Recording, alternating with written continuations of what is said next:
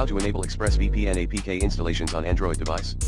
To enable ExpressVPN APK installations on your Android device, you need to follow these steps. First, you need to have an ExpressVPN account. If you don't have one, you can sign up on their website. Next, you need to download the ExpressVPN firmware for your Android device. You can find it on the ExpressVPN website.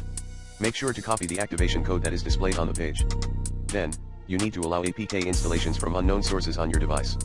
To do this, go to Settings Apps Special Access Install Unknown Apps. Tap the browser from where you will download the APK, such as Chrome, and toggle Allow from this source on. After that, you need to install the ExpressVPN firmware on your device. To do this, open the APK file that you downloaded and tap Install. Then tap Open to launch the app. Finally, you need to sign into the ExpressVPN app with your account credentials and enter the activation code that you copied earlier. Then you can choose a VPN server location and connect to the VPN.